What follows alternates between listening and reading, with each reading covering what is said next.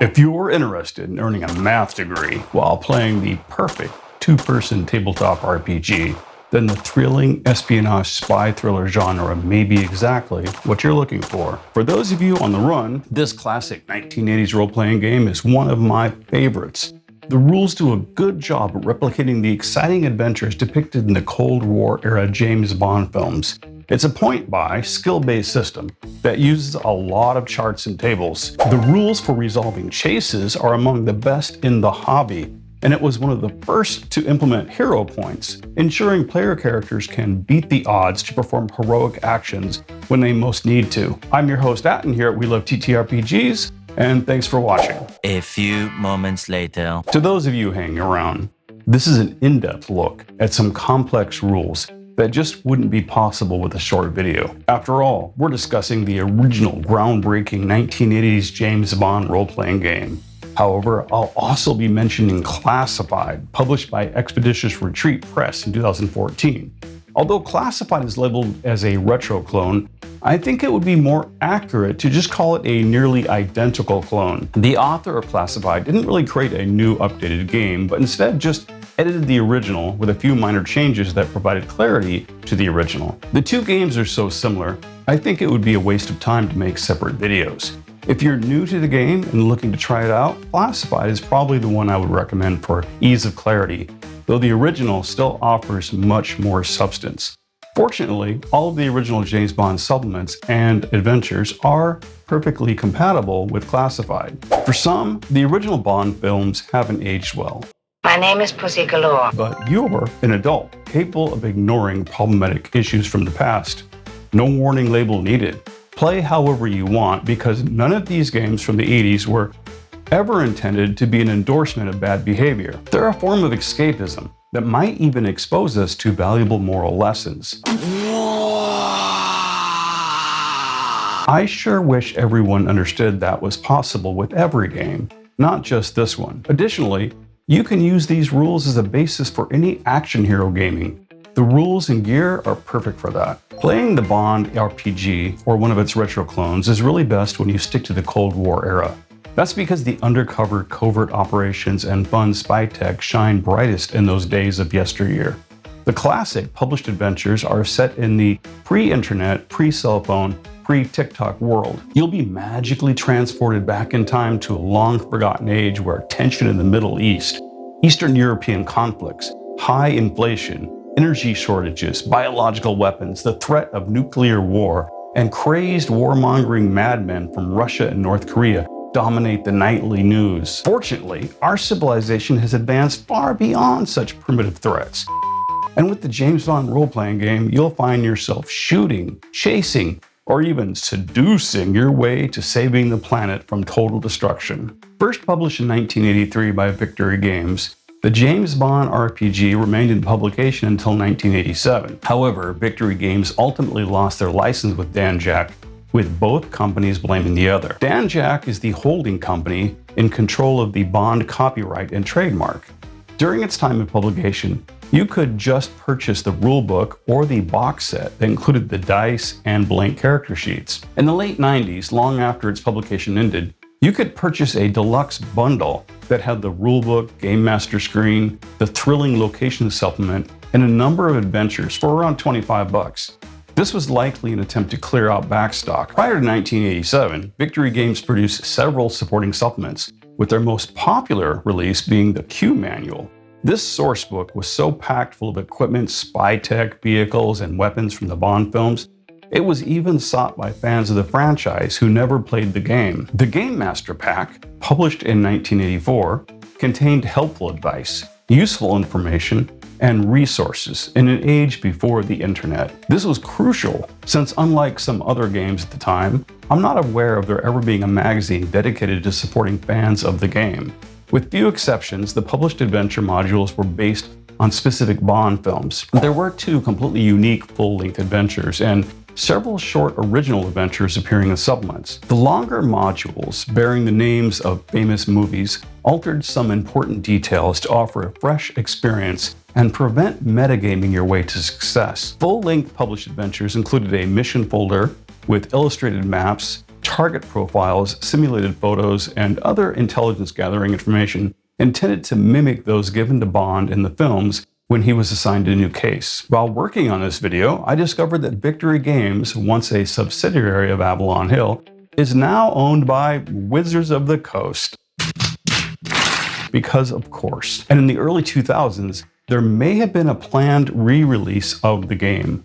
There was a playtest-only adventure module based on From Russia with Love, created in 2003 and scheduled for a 2004 release. There's a PDF that's available online. However, those plans to relaunch the line fizzled out for reasons unknown, but it's safe to assume it had something to do with someone and their money. Most of this video is dedicated to explaining the James Bond rules and why you should give it a try, but the retro clones are equally valid and perhaps more easily obtainable. And while I'm praising this game, you should be aware there is one big reason you might not wish to play it.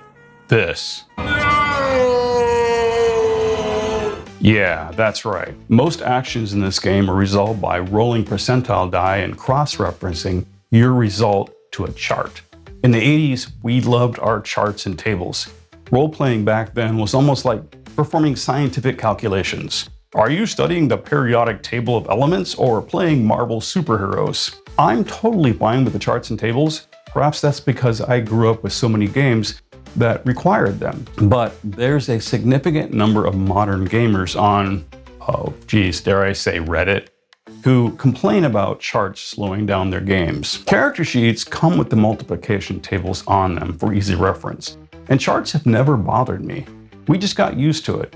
But have you ever been standing in line at a fast food place and discovered that the person ahead of you has apparently spent their entire life sealed in a box, and this is their first day out in public? Which is really the only logical conclusion, given how long it's taking them to choose something from a menu that, hasn't changed in decades. Yeah, well, I assume those are the same people getting hung up on 80s game charts. But to each their own. In all fairness, maybe the reason I don't mind charts is because I have a slight touch of dyscalculia, which, on top of sounding like a disease only vampires get, dyscalculia, ha ha ha, I'm here to count your jelly beans, ha ha ha ha, is also a bit like dyslexia, but limited to numbers and math. One of the big benefits I experience from playing TTRPGs is how they help improve my struggles with arithmetic. One of the biggest selling points comes down to playing two-person sessions. Online, I hear people using D&D for that. If D&D with a couple of your friends is your only option, that's totally valid. But if we're talking about a departure from your regular multi-person D&D group, then I urge you to use a different game. And for two-person gaming, this is one of the best. I encourage every game master and player to challenge themselves once in a while by leaving their comfort zone. With the James Bond game specifically, you'll improve your role-playing skills and get to try out some pretty interesting mechanics for chases, which is an area D&D is objectively really bad at handling. The James Bond RPG and Classified are both tailor-made for just one or two players with a game master. But they're not the only fantastic games found in this genre. Many of the older folk are already familiar with one of the most popular, Top Secret, a game first published by TSR in 1980, which ceased publication in 1992. In 1985, Hero Games published Danger International. More recently, there was a retro clone called 00, and it's available on DriveThruRPG. I haven't played it, but I've read that it doesn't use all the charts, just straight dice rolls. There's also Covert Ops by DWD Studios. I haven't played it either, but the reviews seem good. If you know of other similar games, please let us know in the comments. Hey, side note, DWD Studios also published Frontier Space, which was heavily influenced by Star Frontiers. You are not required to play James Bond or any famous personality from the franchise. A lot of the fun comes from creating and playing your very own unique character. Here's a sample that's included in the rulebook. Before I explain the game mechanics and walk you through character creation, let's discuss how you might benefit from playing this game. It's good. Maybe not mind-blowing, it isn't going to be life-changing, but it might help you look at your gaming a bit differently. It did for me. I accidentally became a better game master by playing a variety of different tabletop role-playing games, and this was among them. First, it's perfect for two-person gaming. The more players you add, it progressively becomes worse. With 4 or more, it is essentially unplayable, at least in the style and tone that's intended. This game is heavily focused on role-playing, problem-solving, and social interactions. I think it's best played with theater of the mind. If any of those gaming skills need improvement within your favorite game of choice, the James Bond role-playing game will help. There's combat, and it's fun, but the emphasis isn't on trying to murder your way through quests. Also, there's no gold or magic items to capture from dragons in underground layers. The rules even tell us that in an effort to retain the devil-may-care atmosphere of the movies and to lessen the need for bookkeeping, there's no money for PCs to keep track of.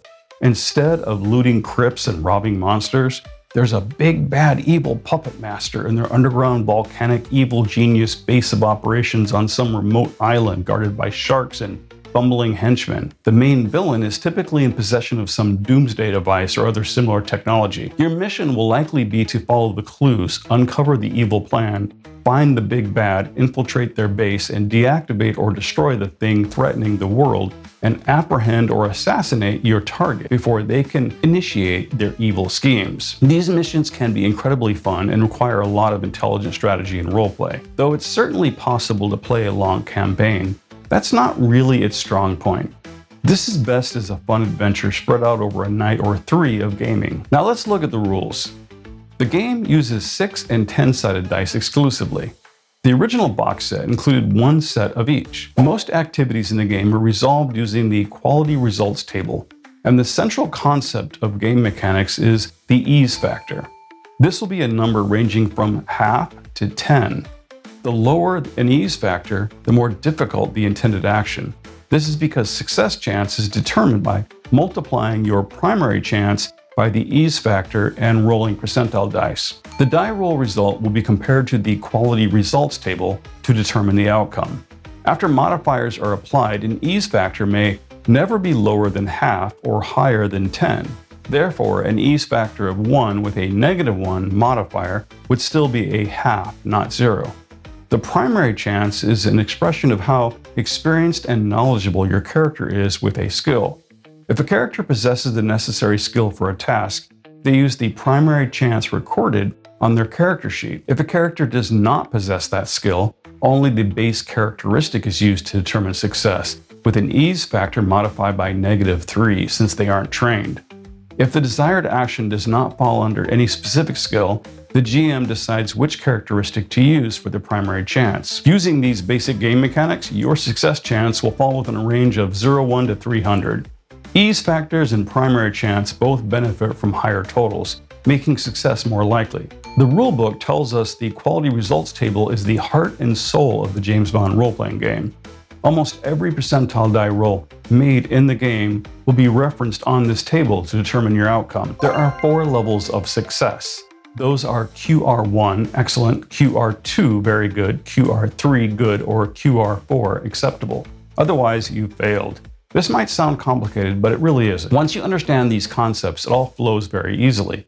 And after a few game sessions, you'll be one step closer to earning your bachelor's degree in mathematics. Here's an example of those mechanics at work.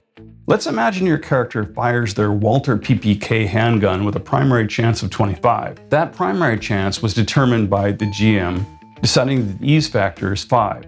This indicates moderate difficulty. Remember, this could have fallen in a range of anywhere from half to 10, with half being the hardest and 10 the easiest. Since your primary chance is 25 and the ease factor is 5, you have a success chance of 125, which falls between 121 and 130 on the chart. You roll percentile die and you get an 87. Oh no, this isn't great, since you want low results in this game. Looking at the chart, your total falls within the 66 to 99 column, which gives you a quality rating of 4, acceptable. If you had rolled a 100, you would have failed and damaged your weapon. If you had rolled a 43, your result would have been good. The quality result not only determines your degree of success, but also the wound level you inflict on your enemy. We'll discuss combat later. Character creation. Let's begin character creation. This is all accomplished with a point buy system, not random dice results typical of many other games. There are 5 characteristics: strength, dexterity, willpower, perception, and intelligence. This is a skill-based system relying heavily on those characteristics. I'm going to assume you have some prior knowledge of role-playing games, so we don't need to define the 5 basic characteristics. They are exactly what you might think they are. For example, willpower is a character's mental stamina and discipline. This is your ability to withstand pain, stress, and intimidation. Torture is among the available skills, and your character is going to need good willpower to resist that. If you saw my miniatures collection and pile of shame, it's pretty obvious I have a low score. Additionally, every player character is given 3 special abilities: connoisseur, first aid, and photography. Those function a bit outside of the normal rules. During the course of gameplay, the player announces their intended character actions, and the game master decides if the task's success will be determined by a skill, ability, or characteristic. For each of those 5 characteristics, the absolute minimum number a secret agent could have is 5, and this is the starting score all new player characters begin with. Improving these is done through the point-buy expenditure of generation points. Because character creation is such a lengthy process, you'll definitely need to arrange a session 0 and have the process completed before your first game. A rookie character begins with 3,000 generation points, an agent with 6,000, and a full-fledged secret agent like 007 with 9,000. Beginning characters may also receive a small bonus to generation points if the player chooses to acquire a weakness. Weaknesses add depth to your character and may either produce fear or distraction. The rulebook includes a list of bonus points ranging from 50 to 125. If you are not using the optional fields of experience, you roll 1d6, then add the result to 27 for your character's starting age.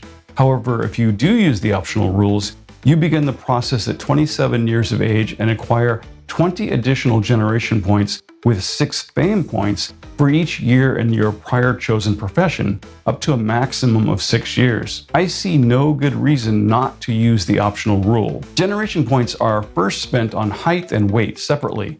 Male and female characters use different formulas. The taller and heavier you are also results in higher fame points. Fame represents your character's reputation and notoriety. High fame results in difficulty undertaking covert operations. Now we spend generation points on appearance, which is your attractiveness. As you might expect, being particularly attractive will result in higher fame points, but looking completely plain also grants 20 fame points, while having an appearance of normal grants none. Perhaps the author was trying to be polite, as I assume a plain appearance was their gentle way of saying that your character is noticeably unattractive. Now, hopefully, you haven't spent all of your generation points on basic appearance, because you also need to determine the scores for your characteristics, skills, and skill levels. As previously mentioned, every score begins with a 5. It will cost 100 points to adjust that to a 6, 500 points for a 10, and up to 1350 for a score of 15. There's a chart for this. Professions are considered optional, and you are only allowed 1. You could just purchase skills and go from there. However, character development can be given depth by choosing a prior profession, thus building up your backstory, explaining your life before becoming a secret agent. It also bestows additional generation points for character creation, which is the primary in-game benefit. Each profession includes fields of experience with a number of appropriate skills to choose from. However, those skills are not granted for free, and generation points must be spent normally. Let's say your character has a background in law enforcement. This grants you access to disguise, electronics, evasion, firearms, hand-to-hand, interrogation, horseback riding, sixth sense, and stealth skills. Additionally, your fields of experience includes knowledge of computers, forensics, law, and toxicology. The classified retro clone offers even more choices and options. And I believe you could invent your own background profession and determine its skills and fields of experience with the approval of your game master. Purchasing a skill costs 100 points. It costs an additional 20 points for each skill level above your starting level of 1. Charisma and driving are free and may be increased through generation points normally. However, connoisseur, first aid, and photography may not be increased with generation points and operate using different rules. If that seems confusing, I agree, because it really is. Fields of experience function mechanically different from skills. They are either based in knowledge or action. A character either knows the information or how to perform the task, or they don't. For example, medicine is an information field giving you knowledge of human anatomy and diseases, while snow skiing is a performance field. No dice rolls are required to use a field of knowledge. A player may simply ask a question based on their character knowledge, and the GM will give them an answer. However, if the character would know something the player doesn't think to inquire about, the GM may secretly make a sixth sense roll. If successful, the GM informs the player of that information. This is usually enough to spark the player's curiosity and result in further questioning. Skills. Skills may be increased by spending experience points gained during missions. The maximum level of a skill is dictated by the characteristic on which it is based. Skills may only be 2 points greater than the highest characteristic on which it is based. When a character attempts to use a skill, the player, or in some cases the GM, rolls percentile die and refers to the quality results table to determine the outcome. First, the player announces their intended actions and which skills they're using. In situations where the appropriate skill is uncertain, the GM decides. In some situations, the player may be using a field of experience in tandem with a skill, such as horseback riding while firing a handgun. If a character is attempting several actions at once, you will choose a reasonable order to your actions and make dice rolls accordingly. For example, firing a gun while rock climbing requires 2 rolls in an order you feel makes the most sense. Every skill uses its own formula, as presented on the skill formula chart. Whenever a character attempts to use a skill, it is typical for the ease factor to begin at 5. This may be modified up or down as determined by the GM. Other situational modifiers may also influence the difficulty. Skill rolls may only be attempted once for each situation unless circumstances change. Thus, a failed pick locks means the character has encountered a lock they simply cannot breach. There's a lot of intricacies to the use of skills, but for the purpose of this video, I think this information is enough. For some reason, the game designers include connoisseur first aid and photography as abilities, not skills. These abilities operate like skills, but cannot be raised in level, and they have a primary chance of 20. All player characters have these, as does any NPC that is part of an intelligence gathering agency. Connoisseur and first aid is rolled by the player. Photography is rolled by the GM. The ease factor will be 5 in most circumstances, though modifiers may apply. As a matter of clarity, it would have made more sense to simply designate these 3 abilities as free skills with a set primary chance that can't be raised. All skills use their own formula for determining primary chance. Each skill is based on 1 or 2 characteristics. Their value is then added to the skill's level. If a skill is based on 2 characteristics, add them both and divide by 2. Interestingly, the game does not include languages as a skill, telling us language has never been an obstacle in the movies since either the NPC speaks English or there's a translator. The rules say we can include a language skill if we choose. However, the RetroClone Classified had the good sense to include languages as a skill. Now you should spend some time fiddling around with your final scores, making any adjustments to fine-tune your character. Don't forget to give yourself a cool, witty, sexy spy name, and be sure to total up your fame points. Oh, and here's another weird rule. If your character is a woman, subtract 40 from your beginning fame points total, which the rules tell us is a reflection of women being uncommon in the male-dominated field. Did I mention this game has some misogynist undertones, and that's another reason you may wish to play a retro clone instead? Hero points. This game uses hero points, and they are important to success. A beginning character starts with 0, but can be earned during your missions. By spending a hero point, you can improve the result of any single die roll by 1 quality rating. By spending more hero points, you can improve your result even more. This was one of the rules I adopted in a modified form for my AD&D games, and is a little reminiscent of inspiration points in 5e, but are more versatile. This was particularly effective in my AD&D games where I called them karma points. Combat. Combat attempts to recreate the cinematic events in the movies, and when you understand the quality results mechanics, they aren't too difficult. Combat, just like chases, is divided into a unit of time called an action round. There are only 2 steps, the declaration and the action. Every PC and NPC describes in detail what they intend to accomplish. move, fire a weapon, move and fire a weapon, and so on. The declaration will describe whatever a character feels they can achieve in 3 to 5 seconds. A complex action will usually require more than one action round to complete, as described by multiple actions. Combat may use combat grids or utilize theater of the mind so long as the GM's descriptions are clear. Obviously, the exact location of all enemy combatants must be known by the game master. Unless NPCs are hidden, the player should have this information as well. The order in which actions are declared is governed by the character's speed rating. The highest number declares last, the lowest first. This allows faster characters to anticipate the actions of their opponent. Speed measures your character's reflexes and determines who fires first in a draw. Speed is based on adding your perception and dexterity scores. Therefore, a PC agent would have a minimum of 10 and a maximum of 30. Ratings will range from 0 to 3. There are 2 types of movement during an action round: normal and zigzag. Normal movement is 10 times your speed rating. Zigzag is 5 times your speed rating, and they may not engage in combat while doing so. There's a lot of rules and modifiers for combat, both ranged and hand-to-hand, but they operate not unlike skills.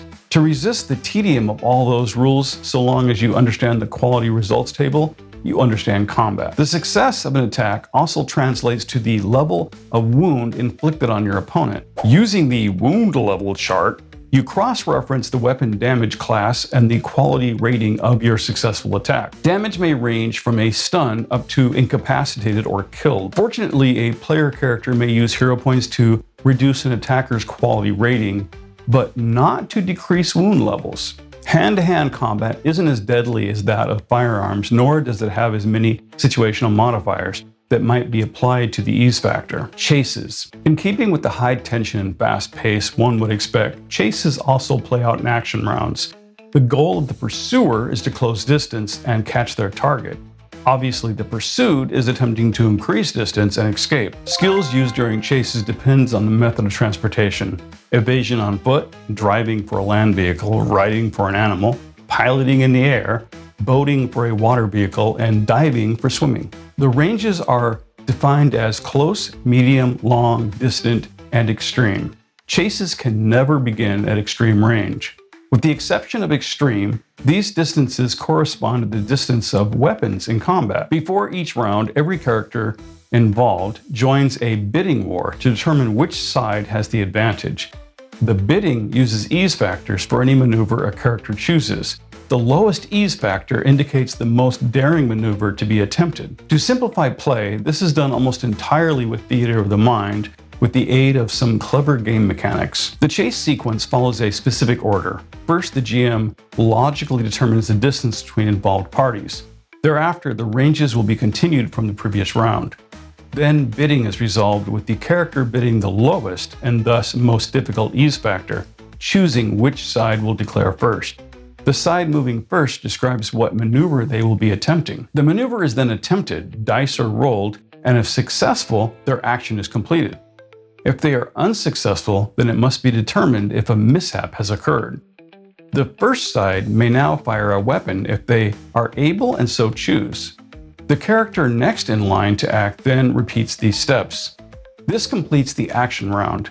To accomplish these steps, a list of maneuvers is provided which includes suggested ease factors. Additional modifiers are also provided in the rules. The rules offer several available maneuvers. These include pursue or flee, force, which is attempting to intimidate the opposing side into an obstacle or other mishap. Forcing another driver off the road is a common example. A quick turn, which is an attempt to evade and hide from the pursuer.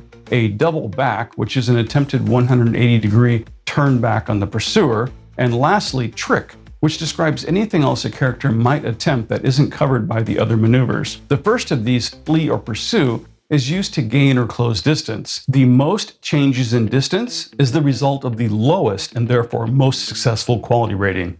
So a quality rating of 1 indicates a change in distance of 4 range factors, allowing a pursuer to move from distant all the way to close range. Obviously, this is only a brief overview of what can be extremely complex and challenging rules to master. But if a lot of math, charts, and details don't frighten you, This is a great game. This is definitely not suited for the casual gamer, and understanding these rules in the course of actual gameplay will help already experienced game masters to improve their skills in other tabletop role-playing games, as it did my own. Look for my future videos explaining my thoughts on the benefits from playing other TTRPGs. Online reviews for this game are overwhelmingly positive among older gamers, but I can't deny this is at times unnecessarily complex when compared to modern streamlined games, and it really didn't need to be. But I do still count this among my favorites. The published adventures and supplements are among the best in the hobby. After you become familiar with the rules through gaming, they flow smoothly and make a lot more sense than this video has time to describe. I left out a lot of detail, but if there's enough interest, I will return to this in the future. Perhaps developing a playlist for this and other old school games. I would love to see an updated retro clone that didn't rely so heavily on weird mathematical equations and charts. The genre and setting are really great, and I highly recommend it for two-person sessions. The chase mechanics and hero points heavily influenced my 80s and 90s AD&D games. I recommend trying different games to see what else you may discover in the process. Overall, the editing and game mechanics needed a lot of polish, which is what the author of Classified attempted to do. At the beginning of the Bond rulebook, they devote a few pages to examples of play with the story in one column and the corresponding game mechanics in the other. That could be a useful guide for players brand new to tabletop role-playing games. If there was a modern update using something similar to 5th edition D&D, I think it would be big, which is why I've been looking at Everyday Heroes. Meanwhile, I appreciate your support by liking and commenting, sharing and subscribing so I can continue bringing you quality content. I'm your host and hopefully friend, Atten, here at We Love TTRPGs, and I really hope this video was useful to you, and thank you so much for watching.